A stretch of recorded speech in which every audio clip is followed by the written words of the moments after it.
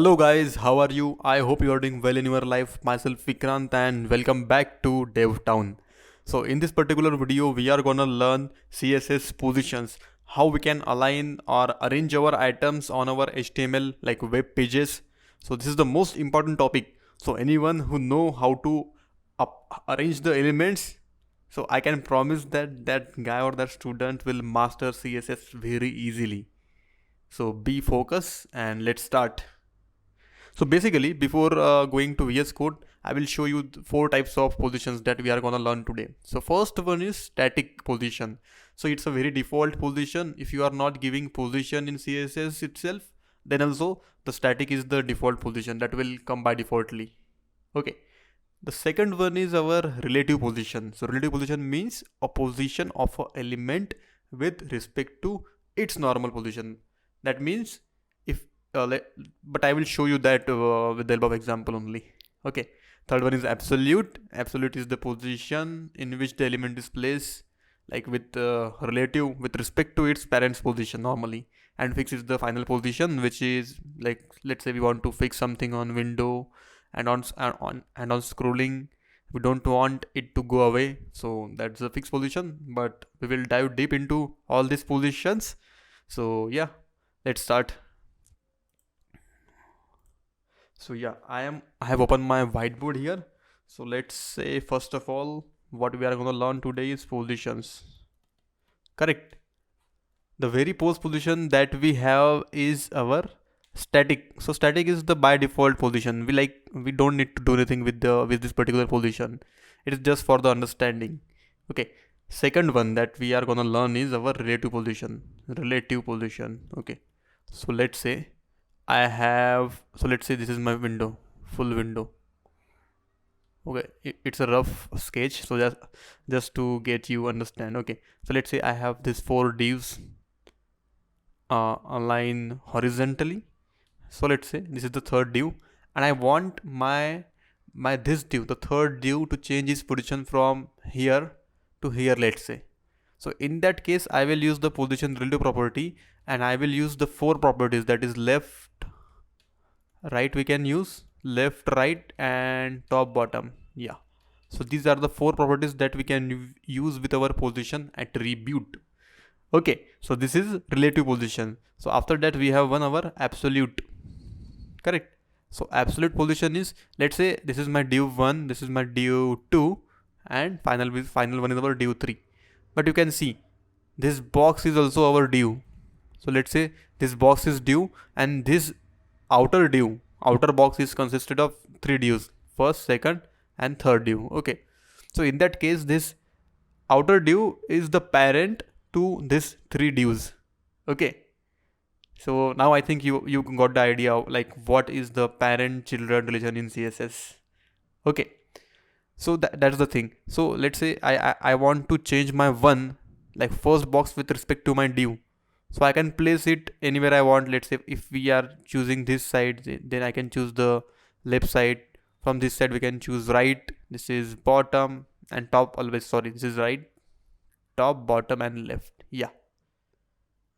Okay, and after that, let's say I have one another property that is fixed. That is our final property. So what is this fixed property?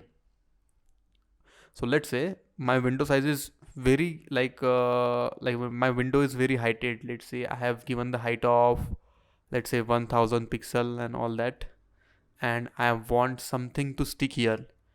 It might be date, it might be your name when you log down on any site, and where you scroll down, here is a scroll type button that you can see if the window size is large. So let's say when you are scrolling down, you don't want this thing to disappear. So in that case, we will use the position fix. So how to apply all these positions? Let us see with the help of real life examples. So I am going to my VS Code, and yeah, so first of all, I am creating my index.html file as we always do. Let me maximize this. Okay, so in body section, what I'm going to create is one div. So div, you might have got the idea what div is. It's a block level element. You guys have the idea. I know it. Okay, so we have discussed it like many other times in the previous videos. Okay, So I am just giving it the ID of container to my div, outer div, and I'm gonna use 1 2 3, let's say 4 div we are using, and I want to name them as 1 2 3 and let's say 4. Okay, and let's say I also want to change their like class names, so I will use the class name. So how like, let's say I want to select all divs like in single click. So what I will do, I will select this div by first div, and I will click Control D D D. So right now I can, okay, yeah, so I can give class name to them. Let's say I want to give class name as 1. Okay, I will change the name for rest of the divs manually. I need to do that. There is no shortcut for this. Okay, and 1 2 3 and 4, yes. So let us save this. But right now what I want my these divs to get aligned horizontally. Okay, so for that we have one property flex, but that property we are gonna learn in your next video. Okay, so before that I just want this div to be 1 and 2. Okay, so I'm simply saving it, and let us see how it looks like on browser. So you can see it, like they are coming very normally. Okay, so let me just give them some style. Let's say for ID container, I'm using this hashtag to obtain the container, and I am giving a height of, let's say, something. Okay, sorry, I forgot one thing here, guys. I need to write the CSS inside the style tag. I hope you guys understand this. Okay, so container, and inside container I'm gonna give them some height of, let's say, 100 pixel, and width is actually 100% by default, no issues. But yeah, we will give them a border of 1 pixel solid black. Let's say black is the best color, my favorite color. Okay, no issues. But for the class 1, let's say dot class 1, it could be 1. So for 1 I am just gonna give them border as well, 1 pixel solid red, let's say, and I will replicate the same property for class 2 as well. Okay, so same property for class 2, and in this case I will use the blue border to represent the class 2. Okay, I am saving it. Yeah, so right now you're able to see that 1 and 2 are coming like this way properly. Okay, so what I want right now, so we will be like testing positions in this series, particularly in this video. So let's say I give a proper width to my class 1, let's say width of 30 pixel. 30 pixel will be fine to both of the classes, as they are covering the entire area. I don't want it to cover the entire area. Okay, so 30 pixel is fine, I guess. Okay, so right now you're able to see the difference. And also I want a margin of, sorry, max resolution not, I want a margin of 2 pixel. I guess 2 pixel is fine, just to see the differentiation between the two tags.